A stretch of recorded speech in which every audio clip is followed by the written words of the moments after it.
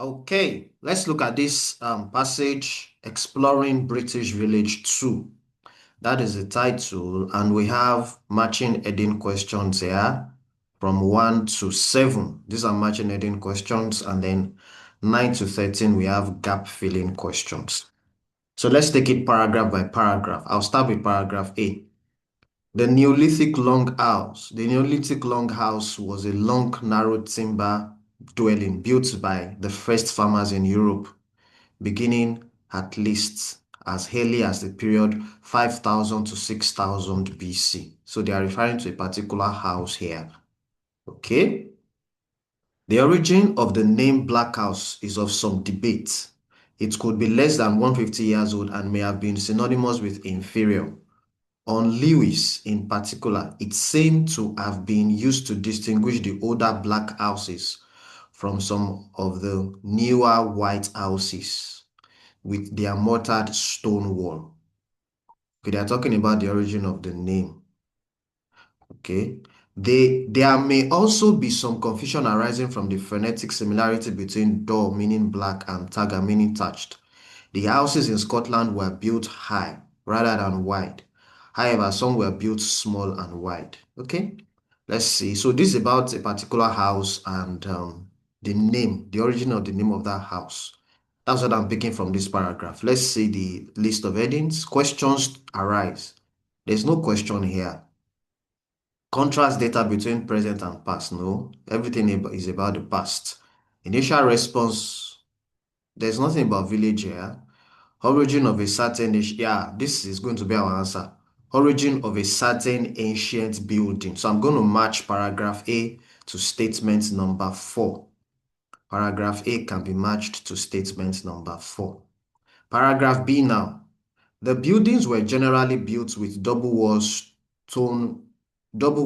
dry stone walls, packed with earth and wooden rafters, covered with a thatched or turf with cereal, straw, or reed. The floor was generally flagstone. The floor. Okay, so they are talking about the building, the wall. Now the floor. The floor was generally flagstone with packed earth, and there was no central earth for fire. There was no chimney for the smoke to escape through. Instead, the smoke made its way through the roof, and the black house was used to accommodate livestock. Okay, so this is still talking about the house. Let's check the list of headings. Questions, there are no questions here. Past and present, no. As village, no. We have used number 4. Inner structure, this is our answer. Inner structure of the building. Inner structure. They talked about the wall of the building. They talked about the floor. They talked about the fact that there was no chimney. Smoke in the house will escape through the roof. So the bulk of this paragraph is talking about the inner structure. And then in the final sentence even still talk about the fact that okay, inside it, livestock and people were inside. So we can match this number 5. Let me check the others. Village. There's nothing about village in this paragraph B. So I'm going to match paragraph B to statement number 5. Paragraph B is matched to statement number 5. Paragraph C now. It is estimated that there are over 10,000 villages in Britain. Yet, defining the term village isn't as simple as it may sound at first. As it may at first sound. When does a hamlet become a village? And when does a village become a town? So here, I'm saying the word village now. There are some headings with village. Let me see. Definition of village. No, no. This one is about village, hamlet, town. So it's not about village type per se. Then the difference between village and they didn't talk about difference here. Here is about they are giving us some questions here. Okay, I think number 1 will fit well. Questions arise to be answered. There are 2 questions here. When does a hamlet become a village? That's question 1. When does a village become a town? That's question 2. So we can match number 1 to paragraph C. Number 1 can be matched to paragraph C. There's we have some questions there that need to be answered. Paragraph D now. Strictly speaking, the term village comes from the Latin villaticus, which roughly translates as a group of houses outside a villa farmstead. So here they are defining village for us. They are defining village for us, but here is saying village type. Definition of village type. So, village type, this is a village. This word type is somehow, is this word type is somehow, is a trap. You need to be careful about it. Let's go on.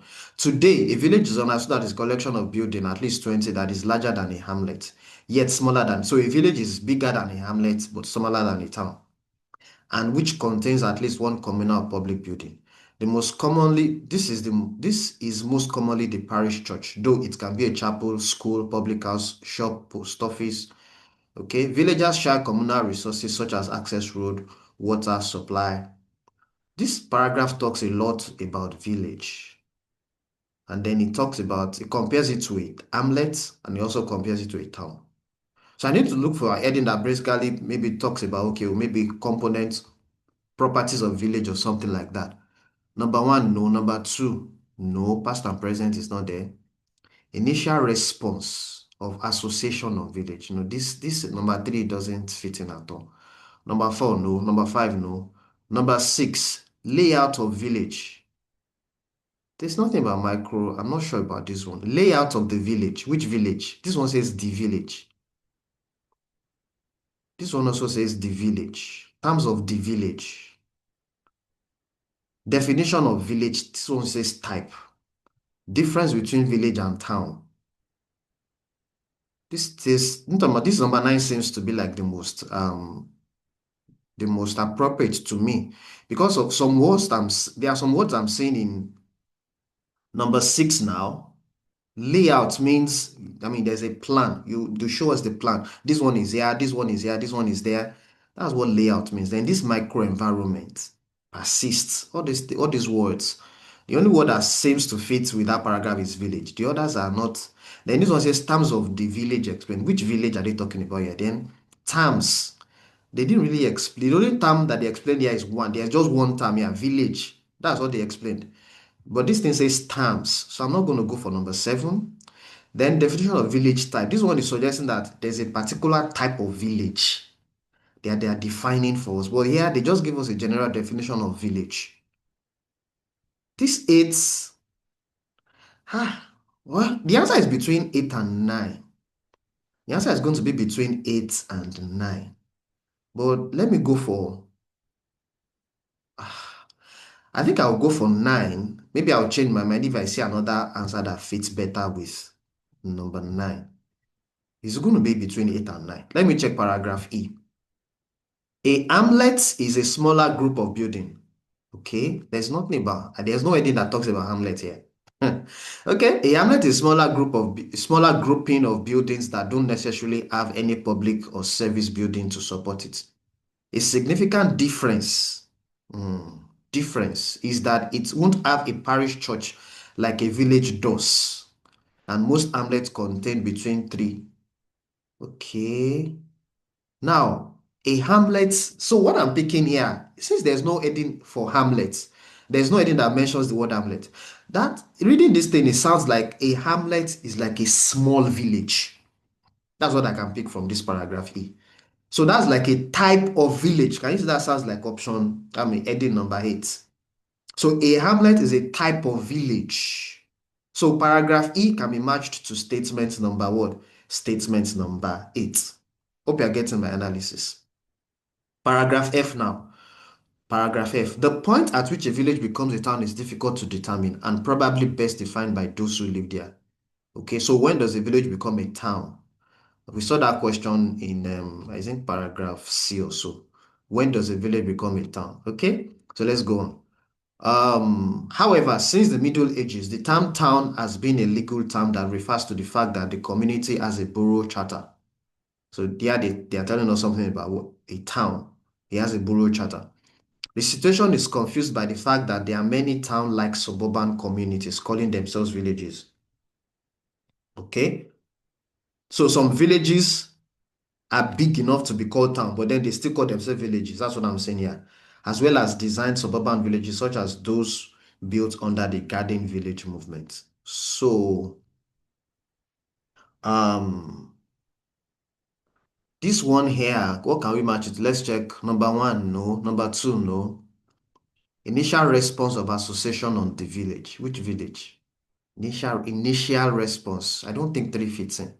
Number 4, number 5, no. Microenvironment. These things here. Layout and microenvironment, no. Terms of the village explained. Here they talk about town and village, town and village. When do you call a town? When do you call a village a town? What are the things you need to look out for? That's what I'm seeing here. Um, Number 9. I think I've used number 9. I've used number 9.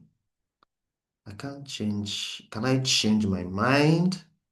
Number 10 says elements need to be considered in terms of village. Elements need to be considered in terms of village. I've used number 9. Hey, number 9 was used for paragraph D. Paragraph D and F. This number 10 seems to be okay, except I want to change my mind about paragraph D. Elements need to be considered in terms of the village. This thing here, in terms of village, is sounding like this thing here that they wrote at the beginning. It says, it's best defined by those who live there. The point at which a village becomes a town is best defined by those. So that's in terms of the village. In other words, in terms of people that live there. Okay, let's go for number 10. Let's go for number 10, or statement number 10. Then paragraph G now. The 2001 census shows that approximately 80% of the people in England live in urban environments, with under 7% in rural villages. Okay, this is the exact opposite of the situation 2 centuries ago. This is past and present. Where is that one about past and present? Number 2, contrast data between past and present. I can match this paragraph to number 2. Number 2. Okay, so gap filling now. Village green layout and extending. I've not seen anything about village green layout so far from all the paragraphs I've read. So let me just go further. I can see British village here. You can see British village here too. So British village. So our answer should be from this place onwards, from this paragraph high onwards. Impression of British village usually takes forms of old styled dash. Okay, let's check. When we think of a British village, we probably imagine talks about impression that people have of something. That's imagination. Okay, we probably imagine a settlement of traditional cottages. That's our answer. Old style, that's traditional. Cottages. So our answer here is going to be cottages. Traditional what? Traditional cottages with church and manor house. Can you see? With a church and ancient manor house as backdrop. This common form of the village has its roots in the medieval period when many villages started out with a cluster of agricultural dwellings. Let's check the. However, records in Dash indicated that England was already a cultivated and populated country in the 11th century. Records in Dash, okay? Whenever you see in, records in is probably referring to a particular location, maybe a particular location, a particular item. You can see maybe, for example, you can see records in Lagos, records in a library, but the instruction says no more than one word. So it's probably referring to a place or maybe a period, records in January, records in 1990 or something like that. So let's check the passage. Today's farmstead tend to be scattered, but back in the medieval period, those working on the land tended to live in small nucleated settlements and worked open field agriculture where land wasn't enclosed. In fact, over much of Britain in the period up to the 1800s, it would have been unusual to have seen a farm or cottage. Okay, records, that thing says records in Dash. By the time the Domesday Book was written in 1086, most of the good agricultural land in Britain was already under cultivation, and England was already a densely populated country. Hold on, populated country. England was already a populated country. Records in Domesday Book. The instruction says one word. Record in book, no. Record in books, assuming there's anything like books here, written in 1806, in 1086. Records in 1086. I think this is going to be our answer. No more than one word. But the instruction says no more than one word. Word. Hmm. I'm guessing there's a mistake somewhere. 1086 seems to be like the answer that fits in. It can't be records in book. It should be records in books. But there's nothing like books here. This entire paragraph. Our answer is going to be in this sentence here. Our answer is going to be here. There's nothing like books here, records in books. So, and if I write 1086, this thing says one word. I will just write 1086. I'm guessing this is a website error. Let's go on. During medieval times, farmers literally could support themselves and the community, therefore needed to be dash in general. They could support themselves. Okay, let's go further. Over lowland. During the medieval, I saw medieval somewhere. Medieval. Okay, see medieval here. But farmers is not here. Let's go further. So, settlement every couple of miles, open agriculture. The average village would have much of a church and a manor house. Okay, see medieval here. In some villages, you can still see remnants of medieval strip field system around the periphery of the settlement. There would often be meadows, pastures, and woodlands held in common, and only the lord of the manor would have his own private land or demesne. In the medieval village, virtually everyone would have earned a living in the territory. Hence, the community had to be relatively self-sufficient. Community, support themselves. Community, therefore, needed to be self-sufficient. I think that's the word there. If I pick my answer from this place, if I focus on this part, I'm highlighting in blue.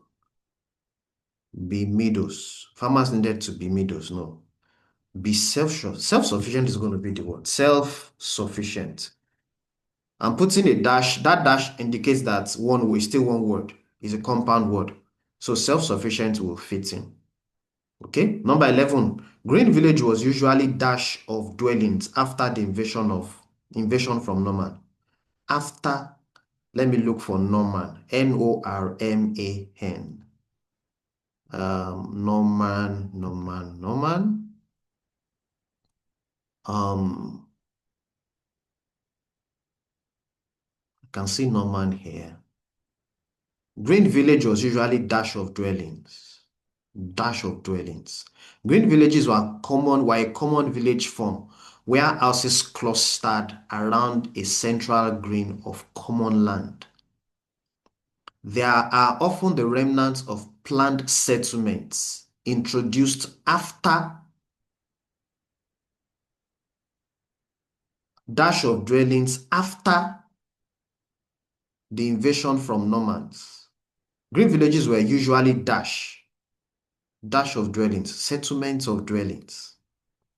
Settlements of dwellings. These settlements, I saw planned remnants, they are often remnants of planned settlements introduced. Settlement is the same thing as dwelling, it can't be settlements. Remnants. Remnants, green villages was usually remnants of dwellings. Could it be remnants? Remnant seems to sound okay. Remnants of planned settlement. Settlement is the same thing as dwelling. So it's going to be remnants. Green village was usually remnants of dwelling. Remnants. Remnants. Remnants. Remnants of dwellings after the invasion from Norman. And it was gathered mainly for the purpose of, okay. So let's continue. Norman Court quest in the 19th century. It is suggested that this arrangement allowed for easier defense. Yeah. For the purpose of defense. DEFENC. That's going to be the word. Then, village greens dash shape. I saw shape, something that sounded like shape. This arrangement, okay. Village greens. See village greens here. The village green was soon adopted as a social space. Village green take a triangular, yeah, that's our word, triangular. So I've solved everything. Let's submit and see what my score will be. Score 7.5. That means I got 2 questions wrong. Okay, can you see this one I was debating? Number 4. Number 4 and number 6 are wrong for the matching heading. So it's telling me that number 4, let me check let me see what I picked for number 4 again. Number 4, I picked 9. You remember I was debating this number 4? And then number 6, number 4 and 6. So it's telling me that number 4 should be statement number 7. What was that statement number 7 again? Let me check. Statement 7. Terms of the village explained. That's for paragraph D. Terms of the village. Okay, paragraph D. Okay, okay now. All right. I think I agree. I was really debating this paragraph D and paragraph this 4, 5, and 6 were really somehow. Then it's telling that paragraph F should be Roman figure 9 instead of 10. Roman figure 9. I picked 10 instead of 9. Difference between village and town. Well, I agree. I actually agree with the answers. All right. Thank you very much. Watch out for the next lesson.